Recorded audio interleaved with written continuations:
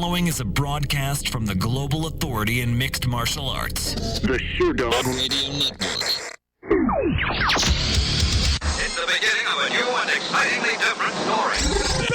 VSRN. This is Matthew. This is Randy the Natural Couture. Hey, this is Tim Sylvia Maniac. This is Chuck Jackson of Dallas. This is Alice Overin. Hey, what's up? This is Rico Rodriguez. Hi, this is George St. Pierre, and you're listening to TJ Defensa. Hey guys, this is Voice Gracie. You're listening to Beatdown on Sherdog Radio Network. You're listening to the Beatdown. Beatdown on Sherdog Radio Network. Here's your host, TJ DeSantis. Yes. Hey, everybody, it's Beatdown on the Sherdog Radio Network. I'm TJ DeSantis on this fine Friday edition of your favorite mixed martial arts related broadcast. Note to self, don't eat almonds right before you get on the air. This is not good. But don't worry. I'm not the only one here. Mr. Anthony Walker joining me. You might know him as a fight knight in shining armor. Mr. Walker. It's good, sir. How are you? Good, man. How about yourself? Forgetting to turn on microphones. You know, I'm not used to this whole, multiple camera angle audio. I'm still trying to figure out how to operate wearing glasses these days. All right? Because I can't wear baseball caps anymore. Yeah, we talked about that. Where you bend the brim too far, man. No, I wear it correctly. No, you bend the brim too far. I've seen how you wear baseball caps. I mean, it's like you slam the brim down. Like you gotta let it straighten out a little bit, man. What year were you born? I was born in '82. You're older than me. Yeah. And I still feel like I'm a generation ahead of you. Yeah, I feel like that sometimes too. But yeah, you have a very regal demeanor about yourself. Regal. Is that a really nice way of saying old? Yeah. Thank you. Yeah. I'll take it. You got an old soul, man. I'll take it. Anything I can get. You know, I got an old soul in the sense that I ride around listening to like Isaac Hayes and Smokey Robinson a lot and stuff like that. But I definitely have a more young vibe with me. You know, with the Justice League T-shirts and you know how I operate. In general, you know? like 5, 6. You got a toddler vibe going on. Well, Because I mean, the only person I know besides you that wears Superman paraphernalia, Oliver on his underwear. Oliver's quite stylish, by the way. Yeah. I don't think he knows who those characters are. Don't worry, I can teach him. I'll educate him on all the superhero stuff. It's a lot to learn. Great. He's got to catch up. Yeah. You should start a podcast about it. I've been thinking about it. It's just a matter of time at this point. Don't. It's Please. just a matter of time. I think Eve Edwards listens to some podcasts, something about X-Men, something or other. Yeah. I don't know. I listened to a couple of them. Yeah? Yeah, it's one I really like called The Weekly Planet. It's pretty cool. The Weekly Planet. Yeah. Yeah, as opposed to the Daily Planet, the newspaper that Clark Kent works for. You know, that's a pretty clever name. There's another one that I like called Flickering Myth. They talk about a lot of comic book movies and stuff. So, yeah, I got to stay up on my comic books. You know, I don't have the time to read them as much as I used to. So the movies kind of keep me engaged with it still. And, you know, I have to find adult ways to do kid things now. I like how you say you don't have time to read it. Like, for me, I would basically look at comic books like most men look at Playboy. I just look at the I pictures. would just look at the pictures. Yeah. No, you know, actually, I think as an adult, I appreciated comic books more than as a kid because as an adult, you could see a lot of the psychology that goes behind things and you understand character motivations and stuff. I mean, it's really just like, you know, watching a drama and getting invested into the characters. So I think that's one of those things where as you grow older, you can appreciate those subtleties more. It's just that it's not exactly something that society smiles at a grown man, you know, going through the comic book shop. But, you know, the hell with it. They can't stop me. What is society these days at this point? You know what I mean? Like, I don't want to get all too current events and whatnot. Yeah. But, okay, so our government carried out a military action yesterday on the country of Syria. Mm-hmm. This rubbed Russia the wrong way. When one superpower does something to alienate another superpower, we should all just kind of sit back and watch the news for a moment, collect information, and make sure that we're not on the precipice of World War III, right? Yeah, I agree with that. Now, with that said, yesterday, after we attacked a Syrian airstrip, all that I can see online, Hillary wouldn't have done this, Hillary wouldn't have done that, Donald Trump is doing this, he's the man for doing this. Like, everybody stop this. Stop. Like, please. Can we just be human beings for a brief moment and just, like, gone are the beliefs or the thought that men, women, and children were killed with chemical agents. Like, no one's really talking about that. We're just talking about who to blame. Right. I'm not happy, like, just watching the news anymore. I can't handle it. I can understand that, man. The news is a difficult thing to watch. There are so many really screwed up things going on in the world where, interestingly enough, I mean, it's kind of played more into my fandom of MMA because that's like an escape from all of it. Sure, I get it. Like, I'd much rather wake up and check Sherdog News or check Junkie or something as opposed to turning on CNN. I'd much rather do that. It's much easier to go about my day thinking about what's going to happen tomorrow with Cormier versus Johnson as opposed to what's going to happen with Trump versus whoever. Right, and I hate to say this, but I at this point just feel helpless. Like, I don't feel like there's anything that I can do really within our unrest in our country to make anything better. And both sides of the argument will be like, hey, you got a radio show that is fairly successful. People listen. Well, first off, I'm upset that we're talking about that right now at this point. But, like, I'm a firm believer that everyone just needs to stop being dicks. And everyone is, like, trying to push their narrative online. It's like, can we just realize for one brief moment that no matter what side of the aisle you're on, if you're living in this country and you have an opinion, odds are you're an American and we're on the same team.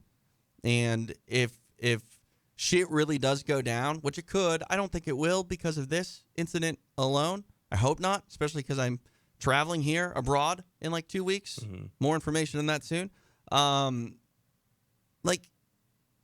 Let's at least pretend to stand united.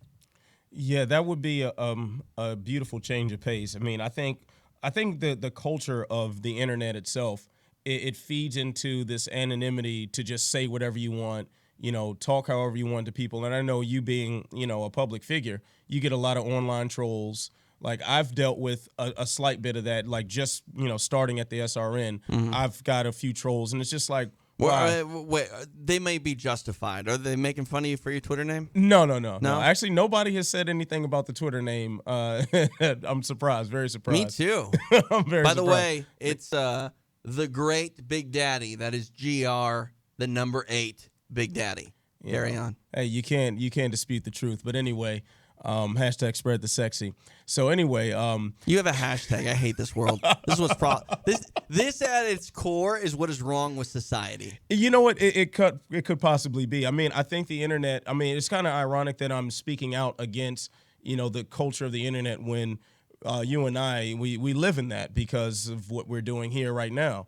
But it's really strange how people have this sense of invincibility and. They hide behind a screen name and just say whatever, and it just feeds more of the BS that goes around, and people just get all engulfed in flames and fired up and ready to go, and nobody accomplishes anything at the end of the day. I just want people to knock that shit off. Yeah. So society driving us crazy. Yeah. We'll table that. There are things in the Mixed Martial Arts Society, specifically the regulatory side of things, that are absolutely mind-boggling to me. We just found out that Pearl Gonzalez has been removed from her UFC 210 fight with Cynthia Calvillo. But yesterday it was announced that Kelvin Gastelum needed to be removed from the UFC 212 card because he tested positive for marijuana in his USADA in-competition test. Marijuana has been stumbling MMA careers now for a very long time. You can go back to Keith Kaiser telling Nick Diaz that marijuana is a performance enhancer and numbs the pain, and that's why he was able to take the punishment he did against Takanori Gomi in Pride when it was in Las Vegas. The thought that marijuana is a performance enhancer is ridiculous. It just is. I mean, I've never seen anybody get high and run out and get into a street fight because they're impervious to pain, and you know what I mean? Like, I mean, I've seen people do a lot of stupid stuff on drugs, a lot of stupid stuff on drugs. And the worst thing I've ever seen anyone do on straight weed is eat too many damn Funyuns. Yeah. You know, or fall asleep. I've definitely seen some people drive on weed where it's like, dude, you should not be driving right now. But let me tell you, in my opinion, I would much rather, again, have someone a little too high than a little too drunk behind the wheel. And, I mean, most people that smoke weed, they like to watch YouTube and sit around and talk. Yeah. Like, Kelvin Gastelum testing positive for marijuana, like, at this point, first off, I just assume that nearly everybody smokes weed. Like, it's 2017? Yeah. Yeah, I just did a Nick Diaz there. What the F year is it? It's 2017. Marijuana is legal in how many states medicinally, how many recreationally, and more just going to be added to that list. I personally don't partake in marijuana, and the reason I'm saying that right now is not to like classify it as a taboo, that I don't partake in it, that you might think of me differently if I do. I don't smoke weed because I have my own personal issues with marijuana. Not that I've never done it, and my personal issues stem back to being around it and having it leave essentially some bad memories on my childhood. Now, with that said, if I said, hey, I'm going to go have a beer, most people would not think twice about me drinking a beer, right? Right. Like, that's what people do. We could crack open a beer right now on YouTube. Nobody would give crap at all. I mean, my boss from upstairs might come down and like ask for one. Yeah. You know, but he's probably. I mean, I'll bring some Newcastle next week. That's all you, because I don't drink. I don't drink. But like, my point is like when I say I don't smoke marijuana, I'm saying that because I don't have. I'm almost like qualifying or disqualifying my opinion on the effects because I don't have firsthand use with it. I've been around a lot of people, and let me just tell you, I would much rather be around stoned people than drunk people, because I can have a really interesting conversation with someone that is stoned. Like, we can really, really have an insightful conversation. Eddie Bravo Radio. Right. Well, you know, with someone that is drunk, I'm going to want to fight them. Mm-hmm. And odds are them being drunk is going to be a performance-enhancing drug on my behalf. Okay? But that said, a lot of them do have beer muscles, and they're terrifying. But yeah, like, so getting back to weed and like, the worst thing for Kelvin Gastelum in this whole positive marijuana thing, besides being removed from UFC 212, is like, oh, that's why I can't make weight. Yeah, he's got the munchies. He smokes up, and then he's like, oh, man. Eating too much potato chips. If I just eat one more chicken breast, it won't be that big of a deal. It's one more. It tastes so good. So, like, I mean, come on, guys. Like, I may have a bit more of a radical idea on drugs of recreation. Like, I don't think that anybody should be tested for drugs of recreation, or if you test positive for drugs of recreation, that it should be held against you in a mixed martial arts fight unless you're feeling the effects of those drugs in the middle of a fight. Now, with that said, the effects, like, you can argue that did Kelvin Gastelum feel the effects of marijuana in his fight? I highly doubtful. I highly doubt that, right? But the last thing I just want to say is, like, make sure that they're not stoned, make sure that they're not drunk, make sure that they're not impaired at all when they step in the cage, and beyond that, it's none of your business. Yeah, like, who cares? Here's the thing about marijuana in particular. He tested positive for marijuana metabolites, so it was something that was in his system, and it just had not fully worked itself out. The thing is, marijuana stays in your body for so long after the effects are long gone. You know, you can test like cocaine or whatever, stays in your system for like 2 days or something like that. Right. Like when Melvin Gillard tested positive. Yeah, he had just snorted. It had happened relatively close. And, it happened to a point where it can have some damaging effect on the fight itself. Right. I could smoke weed right now, be high for about 4 hours, and then, in the next 2 weeks, have a fight and test positive for metabolites, and the weed did nothing for that fight. And here's something too: you could smoke weed right now, and 5 hours, 6 hours from now, I'd have no problem getting in a car with you. Mm-hmm. I probably won't want to be in a car with you right away. But like, you get someone hammered drunk to where they can't drive a car, 4, 5, 6 hours, unless they sleep, odds are they're not going to be okay to drive a car either. You know what I mean? So, and we got John Jones' story to prove that in the MMA world, because I think he said he slept at a friend's house and then left in the morning and got into the accident. So that's what alcohol does. Alcohol has like no stigma. It has There's literally nothing wrong. It's acceptable. It's socially totally acceptable. And again, alcohol was prohibited in this country for a period. It was prohibition. There was a stigma about it. But like we're in this odd time where marijuana is still very, very taboo. And I tweeted yesterday. I asked, is there a USADA guideline for blood alcohol content in competition? And that in competition time frame, it's really fuzzy. Well, I think it might be clearly defined, but it's still a bit ambiguous. And because I remember like Nate Diaz he didn't test positive, but like he was at the press conference. Yeah, with the vape pen. Yeah, I was puffing on CBD. Now, I mean, after the fight, I'm sorry, you're no longer in competition, in my opinion. But like a guy like LeVar Johnson, I remember LeVar Johnson used to say he would drink a tall boy, Budweiser tall boy, after weigh-ins. I think 2 of them the night before a fight. And, I mean, if you're going to have an in-competition for marijuana and you're not feeling the effects of it, because I don't think anybody believes that Kelvin Gastelum was high, right? Right. I mean, maybe I haven't seen that argument. If you're going to have an in-competition marijuana metabolite threshold, then you sure as hell better have one for alcohol. And I hate being the guy that, again, is drawing comparisons between marijuana and alcohol, but I just don't understand how one thing can be so socially acceptable and, in my opinion, 1,000 times more dangerous. But we're just okay with it. It's just fine.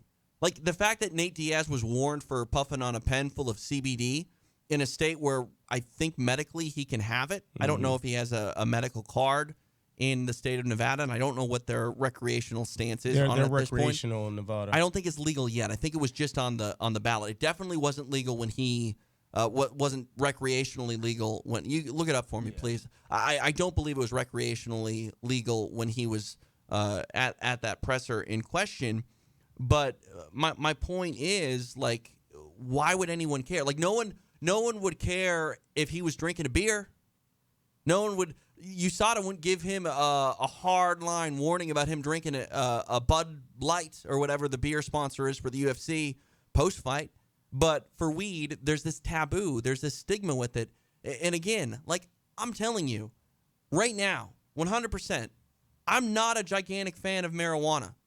It's done things, or it's been around in very dark times in my life as a kid. And for me, that's why I have never experimented with it and why I don't want to. But that's my own personal choice. The bottom line, though, and the reason I bring that up is because you're not going to find a person that honestly is probably more anti-marijuana than me, from the sense that, like, I just don't want to be around it. Yeah, from your personal life. I'm not a big fan of it. Should it be legal? Yeah, absolutely. Because as far as drugs of recreation go, it's the least of your concerns, in my opinion. And also, too, the benefits of marijuana. Like, I'm sure there are benefits of getting drunk, right? That you can have a fun time and get loosey-goosey, like takes off the edge. It's fine. No one is ever going, yeah, I got to go take my 2 shots of vodka right now because, like, medically I kind of need it. Like, no, that's not a thing. Yeah. Like, have you ever met someone with debilitating cancer, like just painful bouts of cancer? They smoke weed? Like, their life gets infinitely better nearly instantly. There's a video online. Go check it out.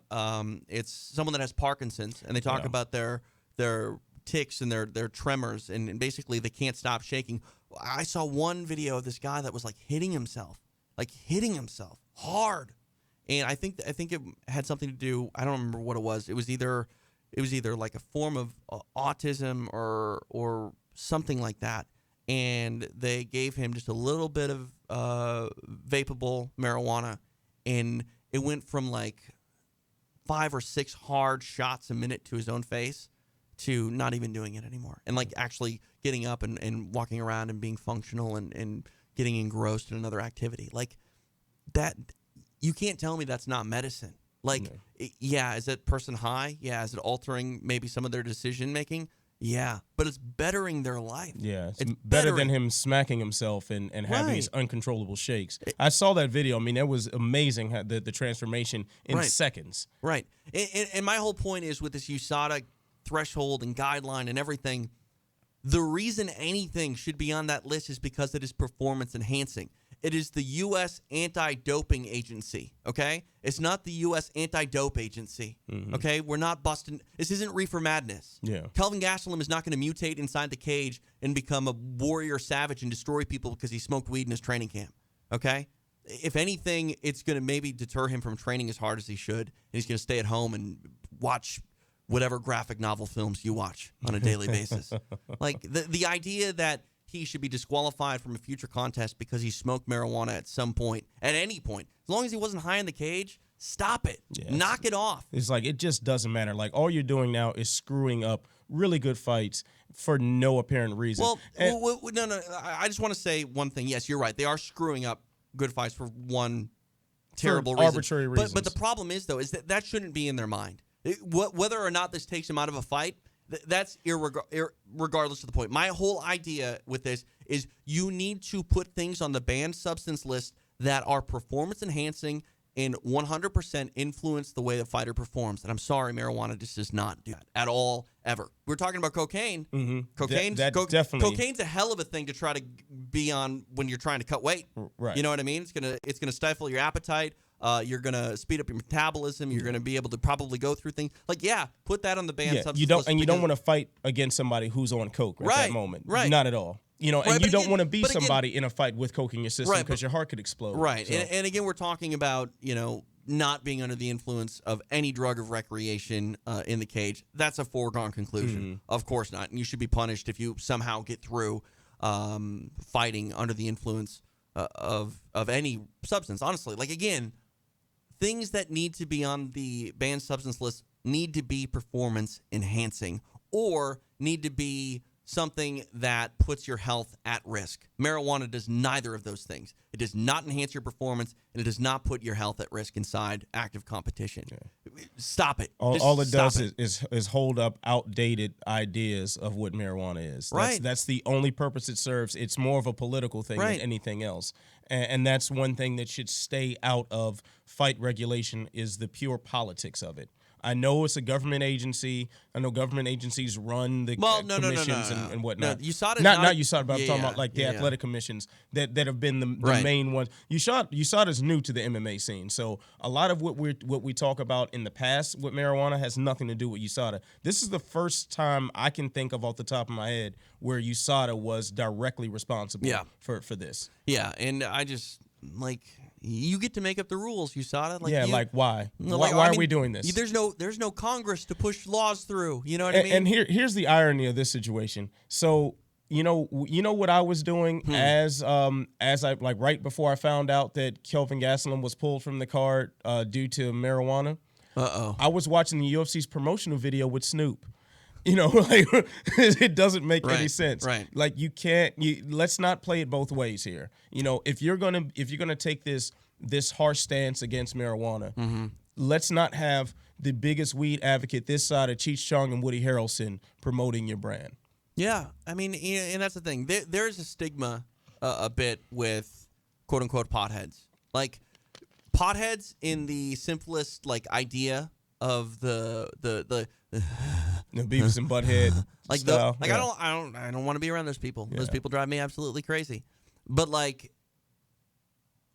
those people essentially exist. Like the people that are obnoxious about the benefits of weed, getting back to our point earlier, are the same people that are arguing for the Democrats and for the Republicans so hard.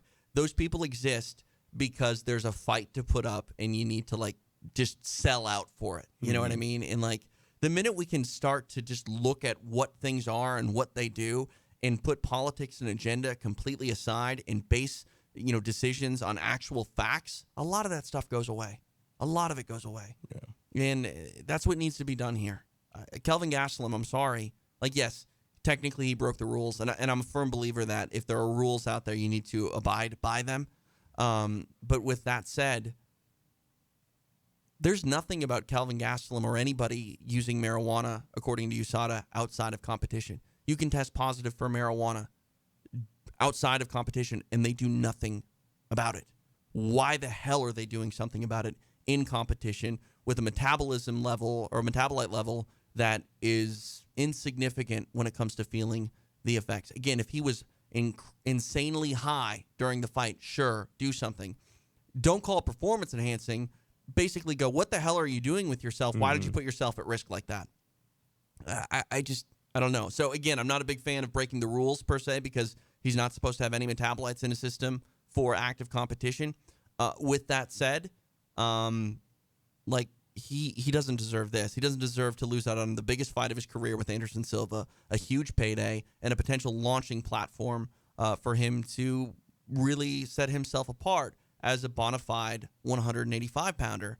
And, again, I'm not the biggest marijuana advocate, but this is stupid. This is stupid. I mean, to me, it sounds like the science needs to catch up. I mean, the rules need to catch up with the science. Yeah. You know, it's very clear that there are a gazillion studies that show this. It's been proven time and time again that marijuana dissolves in your system a lot slower, well after the psychoactive effects are gone. Right. So how about because it doesn't store in your fat cells? Yeah, it stores in your fat Right. cells. Yeah, so it just Which fat takes, doesn't go away. Yeah, it takes easy. longer for it to work through your system. Trust me, I know better than anybody that fat doesn't go away easy. You know, it takes a lot longer for it to work through your system. The rules should reflect that. Yeah. You know, it's that simple. You know, if you take cocaine and you test positive for it, you just did it. Right. Like you just did it in a Right. close enough window where it makes sense to punish you for it. Nah. If it's in competition. Yes and no. I mean, Well, because the in competition is what like 6 hours before weigh-in to or 12 hours before weigh-in to like 12 hours after the fight or something like that. Yeah, but again, in my opinion, Melvin Gillard testing positive for cocaine, he wasn't high in the cage, so I really don't give a shit what you're doing. Like, I don't know enough about cocaine to know if his health was at risk, you know, exerting himself physically while having the effects of it still somewhat in his body. I don't know. But I mean, like, when it comes to that stuff, like, I'm very, like, libertarian when it comes to drugs. If you want to do drugs and it destroys your life or destroys you as a human, that's on you. Like, I'm not here to protect you from yourself. There are some things I think that we need to protect people from themselves in. But abusing drugs, like, if you're that dumb to do drugs and quote unquote party a couple nights before your fight, like, I don't know what to say to you. Like, that I'm not going to be able to help you. You make bad decisions. Yeah. You're gonna have to grow up, okay? Because I mean, there are certain laws that don't need to be laws. If I'm going to get into a car, I should put on a seatbelt. Mm-hmm. The government shouldn't fine me for not putting on a seatbelt, okay? Because it's on me. I'm not really affecting anyone else by wearing or not wearing a seatbelt. Same with like a helmet law. Your body flies out the car and you crash into somebody else's. That's pretty morbid, but yeah. I mean, that's an extreme case. But I'm on your side on that one. I understand what like you're saying. If you want to wear a seatbelt, playing devil's advocate on that one. If you don't, yeah, I don't know what. Good to luck say to you, buddy. Right. Seatbelt saved my life before, so I'll never go without it. But it saved my life too. I mean, Yeah. I don't.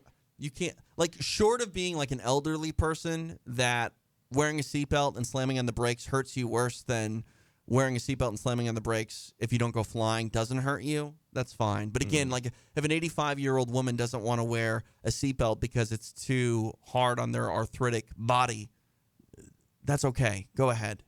Yeah. But I don't know. I don't know how much revenue seatbelt tickets bring a state, you know, annually.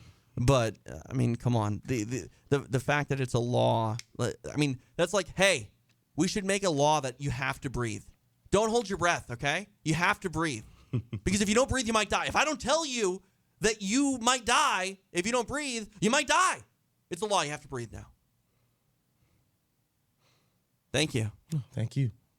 I'm just looking out for your best interest. I didn't know okay? any better, man. Right, I appreciate know. it. So, anyway, we haven't even got to the other regulatory bit of news that has come out. Pearl Gonzalez will no longer be competing on the UFC 210 card.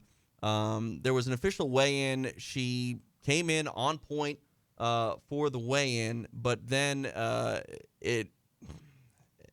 I don't know. Is it official that she's off the card? Official. Okay, it is official. Every major MMA outlet is reporting that. Got it. I'm looking at reports now. According to Junkie, Justin Buchholz confirmed Gonzalez's declaration to the New York State Athletic Commission that she had breast implants, and that was the reason she was pulled from the fight by the commission. Gonzalez made weight late in the 2-hour window at the official weigh-ins at 116, making her official for the fight. But according to the New York Athletic Commission, she will not be able to compete due to her breast implants, which are banned among combat sports competitions. Yet Miesha Tate fought at 205. So what are we doing here? And why do we wait until after both fighters weigh in? Well, I think that had everything to do with the process. Maybe they hadn't declared what they were going to do at that point. So she still needs to weigh in. If she hasn't been told she's not fighting, she still needs to weigh in and proceed as normal. Even also, too, this might be a posturing tactic on her behalf. If she weighs in, then she can argue that she is owed her show money. So it might have been on her to weigh in. Someone was there just doing his job. Like the person that is standing there recording the weights and making sure that everything is good on behalf of the New York Athletic Commission may have no idea that this is going down. So she's a licensed fighter. She has the right to be there. She still is a professional. She's on point at weight. You might as well weigh in. The thing about Miesha Tate, you talking about her fighting at 205. I mean, it's never been told to me that, yes, 100% Miesha Tate has breast implants. I don't know that. It's never come up in an interview. But if she does, in fact, have breast implants, I'm curious if she declared them to the New York Athletic Commission, because it sounds like Gonzalez did, which I would never think you would need to. Like, that doesn't, like, you need to declare X, Y, and Z when it comes to supplements or medication you're on for sure, because it could come up with a positive, a false positive, et cetera. You need to make sure that you're, being upfront and forthright with the commission as much as possible with everything that you're putting in your body.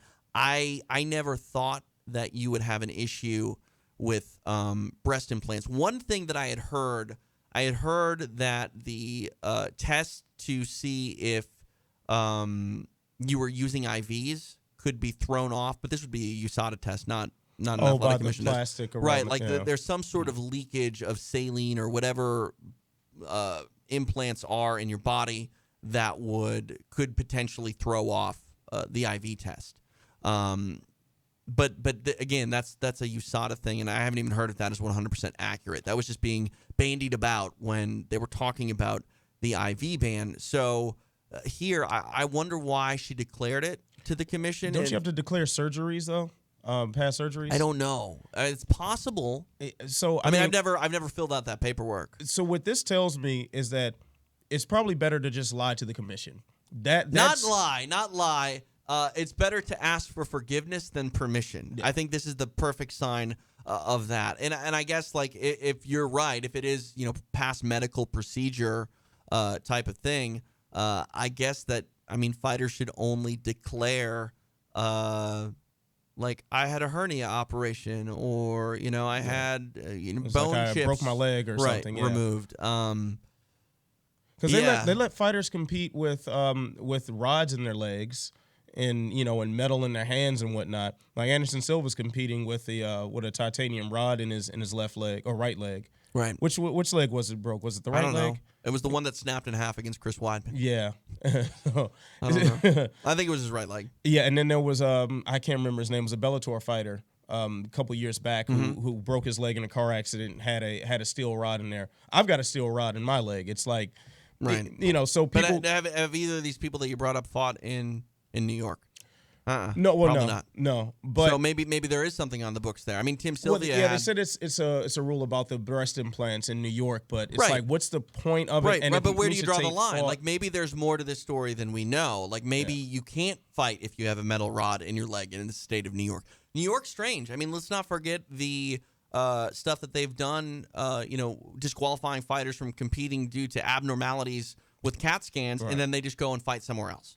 I mean, right now, New York is new. We're not a year into their mixed martial arts legalization and regulation.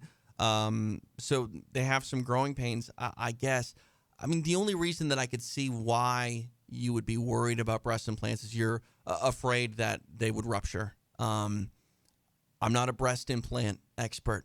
I don't know much about it. I don't know the science behind it. I have heard of breast implants being ruptured via contact, car accidents, airbags, etc. I've never heard of anyone taking a knee to the chest and rupturing a breast implant. I'm not saying that it's impossible. Probably is possible. Likely? Probably not. But at least according to the New York Athletic Commission, if you have breast implants, say goodbye to your mixed martial arts career. I don't know. Again, I know there are fighters that have breast implants that have competed fine. There are no issues, at least that I'm aware of.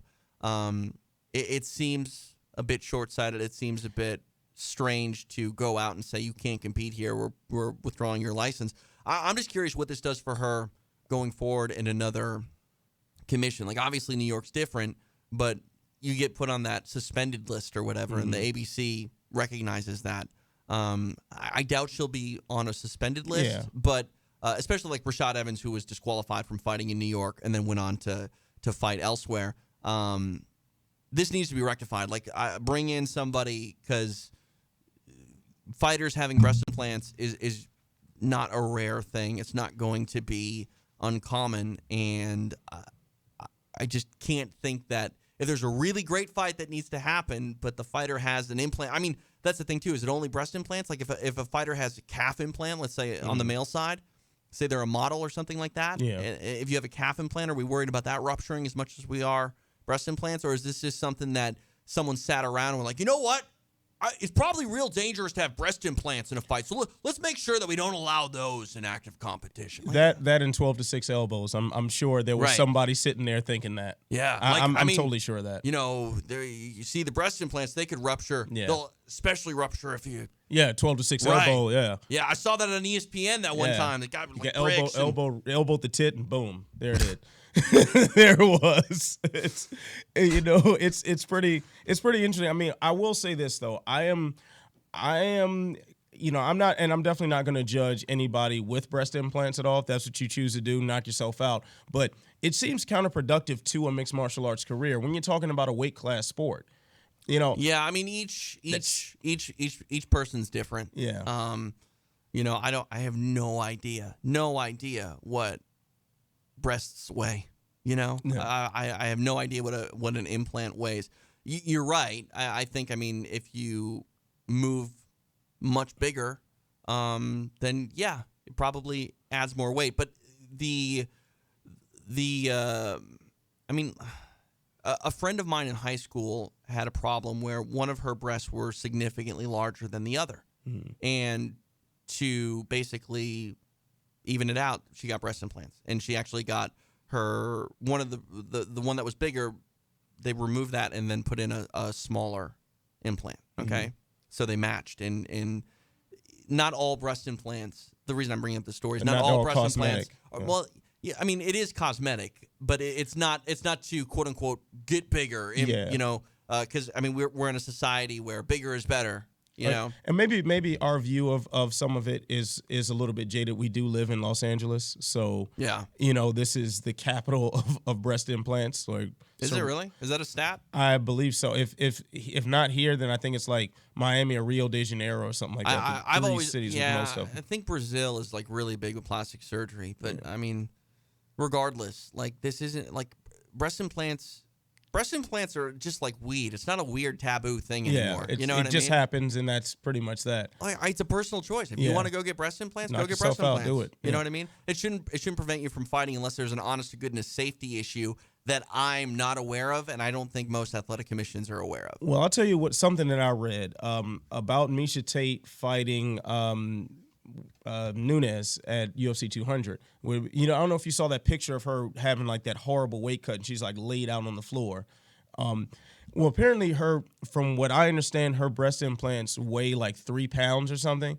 And when you have a difficult weight cut, that 3 pounds is crucial. Right. But, yeah, I mean, you're saying that her breast implants, again, I've never concerned myself with the size or weight of a woman's breast in a fighting context, or really in any context for that matter. So this is a little bit of an uncomfortable, odd conversation for me to have. But with that in mind, if the implant weighs 3 pounds, you're saying, that's 3 pounds that you're going, oh, that's 3 pounds more than There's 3 pounds you got to cut from the rest of your body. Right. But also realize that she had breasts before that. And what did they weigh? 2.5 pounds? Like, you don't know what they weigh before. So, like, the grand total, you're going, oh, okay, it's 3 extra pounds. But, I mean, whatever was there before also had some weight. Now, is the difference between a B cup and a C cup and a D cup, is it X amount of pounds? I have no idea. Yeah. Again, I mixed martial arts never ceases to amaze me when it comes to the conversations. Yeah, that we hit a lot of topics. It's bizarre. So not only do we have to become experts on performance-enhancing drugs, we have to become experts on government regulation. Right. We also have to become experts on breasts, which is a subject I don't mind studying thoroughly. I really don't mind studying breasts. I'm just trying to make this as non-creepy as possible, and you're just making my efforts go in the garbage. There's no way I can help it. It's just the look on your face says it all. It's just wonderful. So this is the problem. This is the problem with webcams. All right, like people didn't even know half the entertainment value of radio is just me being embarrassed, slightly uncomfortable, and just thoroughly disappointed with you. It's because a lot of times before the webcams came around, whenever I do a show here with you, I did say a lot of things just to get a reaction from you, and it always entertained me, especially the times where you were trying not to talk during the show, when you're just trying to work on the boards or whatever. It's because you just pissed me off and you incite a fire underneath. But now I get to share that feeling with the world, and it's great. I'm sure everyone's very happy for it. Yeah, I you should see my computer over here, because here in studio, I have a computer that I only deal with for like reading news and just doing general show prep. Like, it's the only computer in here that I really surf the internet on, and I don't really do a lot of personal things with this computer. With that said, most of the stuff that I'm Googling is performance enhancing related, drug related, apparently maybe now breast enhancement related. You should see the damn pop-up ads that I get on this thing. You want to get jacked today? Like, no. Like, this thing thinks that I'm just seeking out every steroid possible. It just, man, I don't know. It's probably suggesting some blue vials and. It probably thinks that I am, 5 feet 6 inches tall, 285 pounds, with tribal on my right arm. You know what I mean? Like that's what this thing thinks. I got short man's complex, overcompensation issues, and I'm alpha, bro. I'm so alpha. Anyway, we haven't even given out the phone number. 844-SHERDOG is the number. It is 844-743-7364. Some programming notes as well. Live tomorrow, pre-show going up at about 12:30 Pacific time. Going to do an encore presentation of the roundtable. Jack Encarnacio headlined a panel of Jordan Breen, Connor Rebush, and Steve Jawan from MMA Mania breaking down UFC 210. That will lead into some live radio tomorrow with myself and Mike Fridley, where we'll take your calls and make our official picks and potentially put something on the line as far as like stakes go. So check that out. Live radio tomorrow, 12:30 Pacific. That is 3:30 Eastern, 2:30 Central Time. And then Beatdown After the Bell, immediately following the UFC on pay-per-view. Myself and Jordan Breen going to be up here on the SRN, taking calls, emails, tweets, and giving you our live reaction to what will transpire in Buffalo coming up on Saturday night. We can turn our attention now to UFC 210. Main event, it is Anthony Rumble Johnson getting his second crack at UFC light heavyweight champion Daniel Cormier. Anthony, this fight happened the first time it happened. It happened a lot longer than I remember it. I mean, to me, like, you can see certain eras just by watching the tape. You know where we are sometimes in the timeline of the Ultimate Fighting Championship. And I went back and I watched this fight and was like, oh, they're not wearing fight kits. Yeah. I thought that this was the post-fight kit era, which means, it's over, 2 years ago at this point almost. What were your thoughts on the first fight, and do you think largely the second fight has potential to look the exact same way? I thought the first fight was going to happen exactly the way it did, and I think the rematch happens exactly the way the first one did. I mean, it showed a couple of things. One is that Johnson still has incredible power, as he's displayed in his repeated first-round knockouts since that fight. It also displayed that Cormier has a hell of a chin, an incredible chin. Granted, maybe his chin isn't as solid after those shots and after the war with Gustafsson. Maybe his chin is a bit diminished, but I'm erring on the side that his chin is just fine, and I think he can handle those shots. But I think it showed more fundamentally what's wrong with Rumble in a lot of cases, because he's somebody who time and time again has proven that if he doesn't smash you right when the fight starts, he withers away. And Cormier is the absolute best at when it comes to withering somebody away. I think it plays into his style better than anybody else could. Now, I guess the question is, has Anthony Rumble Johnson's durability and tenacity gotten better, and has Dan Cormier's chin gotten worse? Because I think we're going to find out the answer to both of those questions coming up tomorrow night. Yeah, and with Rumble, I don't think we haven't seen enough. I mean, he's had a total cage time of, like, since he lost to Cormier, a total cage time of maybe 3 minutes. Right. That's just not enough of a sample size. He one-shot quitted everybody that he's fought since. So we don't know what he looks like in the second round even. Yeah, I mean, that's what we should really be focused in on. I mean, the longer that this fight goes, I do believe that the better fighter will win. I don't want to say that Anthony Johnson is the better fighter, but he's only the better fighter for X amount of minutes. I mean, arguably, that would be the biggest detriment to your case that you are the better fighter if you can't be the better fighter for the longer duration, longer period of the fight. But even if Anthony Johnson does take a step back cardiovascularly, I feel that Dan Cormier has a good enough wherewithal, even when getting damage put on him, that he'll be able to move, he'll be able to get out of danger, get a clinch, and when he does eventually put his pressure on Anthony Johnson, he should be able to take over the fight. Because let's not make it seem like Anthony Johnson is nearly finishing Dan Cormier and he just blows everything he has and then he becomes a shell, because that's not the case either. Dan Cormier sucks and zaps your energy in the style that he fights. If he gets in the clinch and he bullies you and he takes you down and he gets on top of you, like, even if he doesn't land a lot of punishment per se, Dan Cormier bullying you and laying on top of you takes a lot out of you. Yeah. I mean, the man is an Olympic level wrestler, is one of the better wrestlers in mixed martial arts history. He's not a typical wrestler in the vein of like a Matt Hughes and the generation before him where it was lay and pray. Dan Cormier will stand in front of you and trade, and he'll also clinch you up against the fence and suck the life out of you. So when we look at Anthony Johnson and we say, he's dangerous for 7 minutes, let's not just say that his cardio is 100% to blame.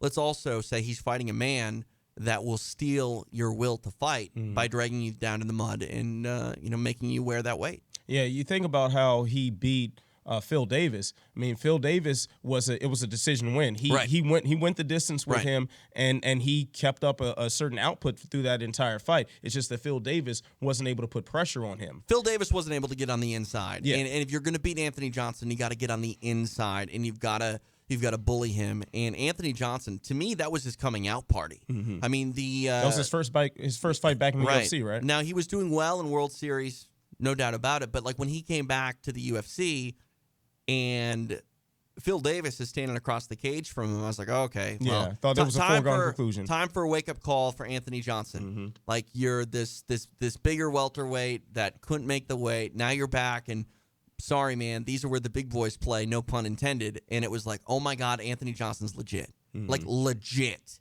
And he hasn't really let us down. I mean, the fight with Cormier obviously didn't go his way.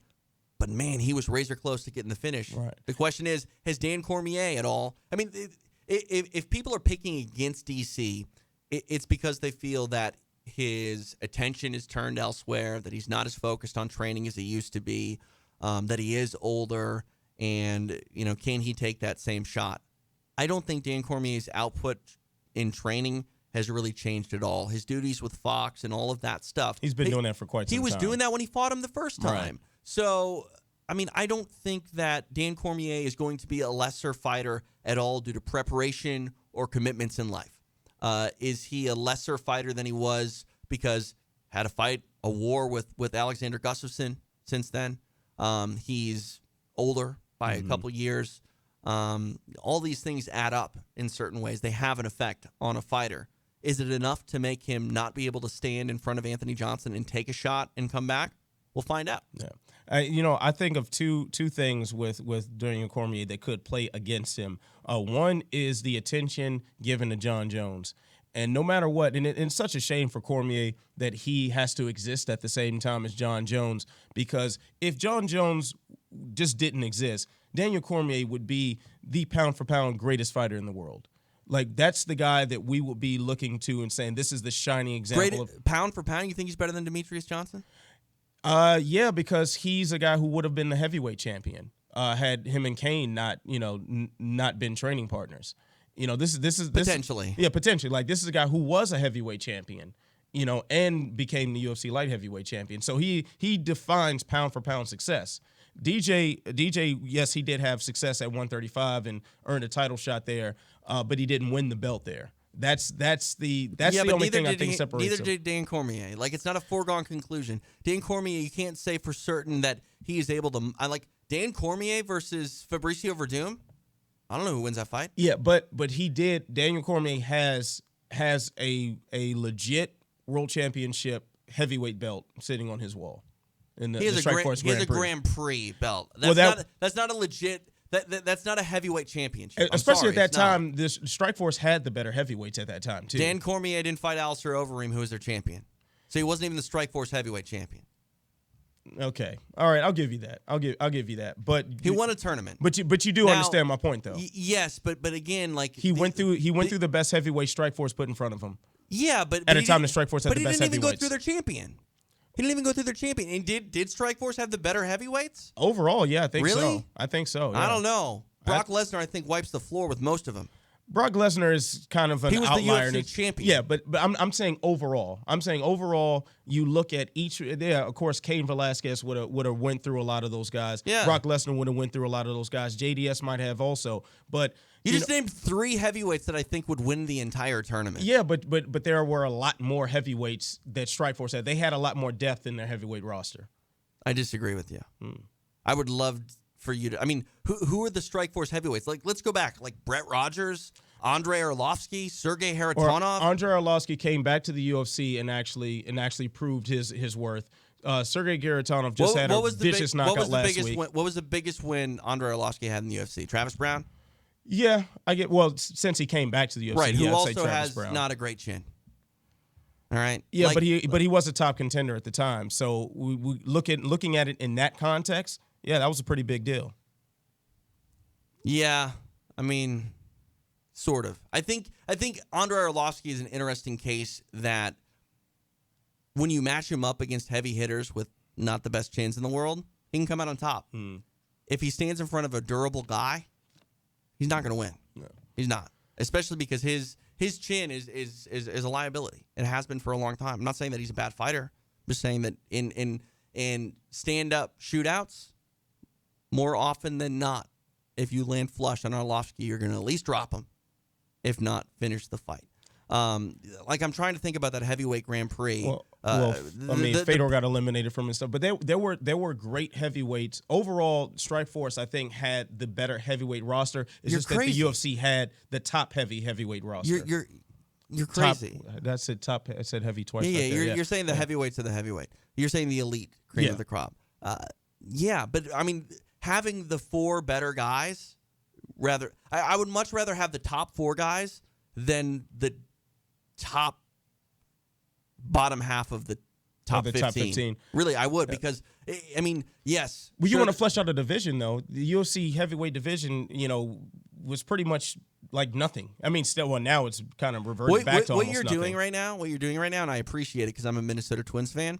But you're saying that the Minnesota Twins Foundation is better than the New York Yankees Foundation because we have a farm system full of just absolute young studs. Sure, maybe they have your Mark Teixeiras and Derek Jeters and Alex Rodriguez's, but we got the number 1, 4, 6, 8, 12, 13 prospects in all of baseball. We're better than the Yankees.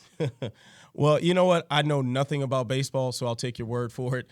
But despite my Nationals hat, know nothing about baseball. But I don't know. I guess maybe we're bordering on the territory of WEC had the better lightweights sort of discussion, where you can say they definitely have, like, Strikeforce definitely had a lot of important pieces to her roster. When you want to flush out a division, you need that top 15. Yeah, you can't just rely on those top 3. But here's the thing: like, you can flesh out a division, and that's great. But if you don't have the world champion, what are you fleshing out? We're trying our hardest to be second best. And not even second best. I mean, at Strikeforce, we just named like the top 3 or 4 heavyweights that were in the UFC. We're trying to flesh out who might be number 5. Awesome. Like, I get what you're saying. Like, what you're saying is the narrative of Scott Coker at that time, which I'm right there with you. Like, if you're going to be on Team Strikeforce and you have a vested interest in the promotion succeeding, sure. Like, yeah, we got a better UFC, or we got a better heavyweight division pound for pound than the UFC. I'm on board with you. But I would rather have the world champion than 6 guys that might be able to beat the world champion. But I think Cormier's success in the UFC heavyweight division says something. I mean, to beat the Tough Warrior and Roy Nelson, to beat former 2-time champion in Frank Mir, it says something. That says that Cormier was an absolute legitimate heavyweight title contender. He very well could have won that belt. If he fought, and I believe, why do I feel like that you and Jordan talked about this the other day about him fighting Stipe? About who? DC? DC fighting Stipe. I mean, it came up casually a little bit. Like, how would DC do? I mean, I still think that John Jones is probably the heavyweight champion if he goes there and fights 5 times. But I think the problem is, like, we view Dan Cormier through the lens of John Jones, which I think he's fair. Looking at himself through that lens, unfortunately. I mean, the bottom line is John Jones is probably the greatest light heavyweight champion we've ever seen, probably the greatest fighter we've ever seen. Totally agree with that. I mean, I find it comical and hilarious that when John Jones was going to fight Ryan Bader on short notice, we're like, is this too much? Is this too much too quickly for this young man? Like, he was playing video games on easy against people in the octagon. Mm-hmm. All right? Like, he's doing whatever he wants to. Spinning back elbows, just nonsense, dropping people with shit that won't... People would look at it in the Matrix and be like, that can't happen. No, that's not real. So, I don't know. It's hard not to make any... I mean, not even for DC. Like, as long as John Jones is a young man in this sport, well, he's not even that young anymore, but as long as John Jones doesn't look flappable in the cage, like where someone just goes out and goes, man, that was way too close. As long as he doesn't have 3 or 4 Alexander Gustafsson fights where maybe he drops one too in that time, anyone who wears that UFC light heavyweight championship is going to be compared to John Jones because no one took his title away. No. I mean, I remember when Evan Tanner won the middleweight championship in the UFC, people started making comparisons to him and Murilo Bustamante because Bustamante was the last man that held that championship, and Bustamante was nowhere to be found. I think Bustamante had already fought in Pride and had lost, but it wasn't at 85, so I don't know. But bottom line is John Jones is the best light heavyweight in the world, and he's not even really a ranked fighter right now. Yeah. So we'll see what happens. So my second thing that I think could play against Cormier here is if the idea of Johnson is just going to wither away. Yeah. If that's just at the forefront of his mind, as opposed to what he did in the first fight, which is he made Johnson wither away. Right. When the first thing that comes to mind is when Ricardo Lamas fought Jose Aldo, and the narrative was that Aldo's going to gas once you get to about the middle of the third round. And then he could take over the second half of the fight, which is Frank Yeager's strategy. Except Frank Yeager pushed the pace that led to Aldo kind of winding down. And same thing in the Hominick fight. Yeah. I mean, the Aldo fight against Frankie, maybe not so much in the Hominick fight, but definitely against Frankie, a 7-round fight. Frankie Edgar's your new champ. Right. So, but what Lamas did, Lamas came out there and just assumed that Aldo was just going to gas, but he did nothing to push that into existence. So if DC goes out there without pushing any adversity Pace, on Anthony Johnson, he could fall victim to that. He could fall victim to assuming that the guy's going to wither away, and when he doesn't, he gets cracked. I think the difference between a guy like Lamas and a guy like Dan Cormier is Cormier can't not fight in that style. Like, he's not a guy that's going to sit on the outside and throw leg kicks. He's going to get inside, he's going to bully, he's going to pick you up and slam you on your head if he can, etc. We'll find out. I'm excited. Who's your pick? I got DC. I think he's even going to be more aggressive starting out. I'm rewatching the first fight of theirs a couple days back. When the moments that DC hesitated was when Johnson was able to rush him and land those big shots. I don't think Cormier lets that happen again. Co-main event, Gegard Mousasi and Chris Weidman. Oh, I'm looking forward to this. I am floored that this is as close on the odds lines as it is. Chris Weidman can win this fight. Don't get me wrong. He can win this fight. I just don't see it happening more than 1 out of 5 times. I really don't. I think Mousasi is that big of a favorite. As long as Mousasi doesn't end up fighting Weidman's style and get frustrated and basically just give up takedowns and not care, or just sort of accept his fate of being taken down, I think Mousasi kind of carves him up on the feet. Gegard Mousasi is one of the more underrated talents of all time in mixed martial arts. I don't mean just now. I mean of all time. A lot of people would always crown BJ Penn to not living up to his potential. If Gegard Mousasi doesn't own a UFC title before his career is done, he never lived up to his potential. He never really got away from home, not away from that core group of guys that he always trained with. Had he done that younger, we'd be talking about Gegard Mousasi truly testing Anderson Silva in Anderson Silva's prime and not knowing who was going to win that fight. I firmly believe that. I think it's now or never for Mousasi. It's not that he's super old by any means, but he's got a lot of miles in combat sports. He's got like 50 fights or something like that. Yeah. A lot. And this middleweight division is only getting better. You know what I mean? He would still have to go through Jacare, who he's 1-1 with. Yoel Romero is the scariest person on the planet. I don't even know what to think about Yoel and where he stands there, because I think he could beat anybody. So for Mousasi, I think that time is now, and I think he'll probably get it done. Very likely, in my opinion. But he could lose. And for Chris Weidman, he needs this win. He needs it in a big way. What's your pick? I got Mousasi. I think he lives up to the moment, because this is a huge moment for him, not only for like title aspirations, but his contract is going to be up after this fight. So he's looking at a potentially huge pay raise, whether he sticks around in the UFC or he jumps ship back to Coker and Company, going in Bellator or maybe Risen or something. But he's got a potential huge payday ahead of him if he gets through this one. And I like the attitude that he's put out lately as far as his interviews and stuff, where he seems sharper and like more focused and a little more determined than we've ever seen him. He doesn't have that same like kind of lackadaisical attitude about him. I think that's going to serve him well in the fight. And quite frankly, I'm not sure. And I think Weidman is still one of the best 185ers in the world. But if you're 2 fights down and you get that taste of desperation, Gegard Mousasi is not the guy you want to be looking at across the cage. He's just not the guy. I would have preferred, Weidman go up against a Derek Brunson or something, like somebody who I think skill-wise plays into his hands a little better. Right. And somebody that's a more manageable task. But Gegard Mousasi, no, that's not the guy you want to see. I got Mousasi winning this one, man. I think he even pulls a finish off.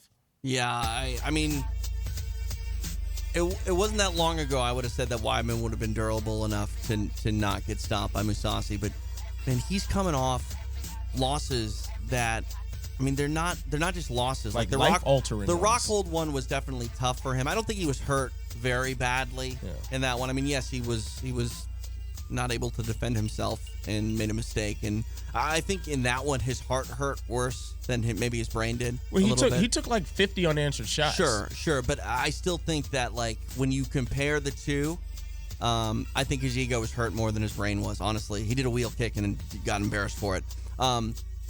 With the Yoel Romero stoppage, I don't know if I'd want my son to watch that fight. Yeah, you know what I mean? That's the amount of blood, the just violence of it. It was Yoel Romero genuinely scary. Screaming and hollering at Michael Bisping. It was every bit as visceral and primal as Darren Elkins, winning that fight and screaming. It really was. The testosterone, shit, I think you could probably smell the testosterone in Madison Square Garden there coming from Yoel Romero. So watching that fight at the pub I go to in Santa Monica. That wasn't a steroid joke, by the way. All right? Knock it off. I can see where people were going with that. Knock it off. See, I decided to leave it alone. I wasn't. Yeah. You Faking gotta watch maturity. what you say. I don't want Yoel Romero mad at me. No. I'm just saying he's a man, and he's so manly sometimes that you can smell the man on him. All right? All right. All right, thank you. All right. Or you can smell the tainted supplements. That's Anthony Walker, the GR8, Big Daddy. Yeah, man, but the bar that I was watching it at, it was stunned silence when that happened. Yeah. Just everybody was frozen in terror. I mean, Romero does that. Romero is, and I remember another bar I was at in Long Beach watching when he beat Tim Kennedy, and it's just every time Romero does that third round soldier of God moment, Yeah. it is the scariest thing you could ever witness. Stunned silence every time. If I was a rich man, Yoel Romero's the head of my security detail. Yeah. The head of it. But then I would need to do something that actually required security, but maybe I just have him intimidate everybody for me. I totally make him do like the John Danaher, where he has to go everywhere in a rash guard. Yeah, and tuck it into your jeans. Yeah. Because, I mean, how else are you going to wear a rash guard? Of course. Can't Gotta- have. yeah. Well, I mean, it's kind of already tucked in, even if it doesn't. You gotta have Be your tucked in. Wranglers. What's wrong with Wranglers? Nothing, man. You can get them like at Walmart, Target, Shopco for those people that live out in the sticks. See, my jeans, I like this. I think it's called Denizen that they sell at Target. We're wearing the same pair of jeans. Well, they got like the athletic fit ones, the ones I always wear. You can kick people in the head with these jeans, and that's why I wear them. Yeah. Yeah, it's great. This is how you and I are from two different sides of the nutritional track. You say they're athletic ones so you can kick people in the face. I say they're for fat kids who have too big of thighs.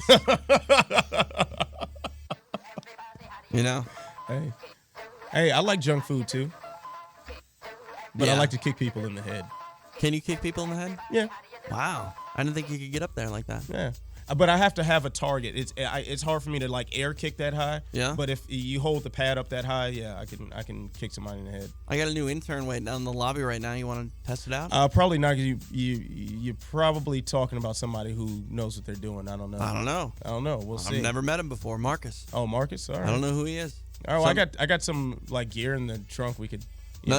This is try why I a few had you here. movements. You're my head of security detail. Oh, okay. All right. Cool. Got you. I mean, you're not quite Yoel Romero, but I got my blade. We're good to go. I mean, I don't have my blade. LAPD. I don't know where to go from here. Hey, it's legal though. It's legal. You sure? Yeah, it's legal. Yeah, I looked it up. Yeah, it has a locking mechanism making it legal. And the blade is within the regulation. of how I'm gonna long go. they can be. I just want to make sure I don't make you upset. Oh, no. All right. Hey, watch your mouth, TJ.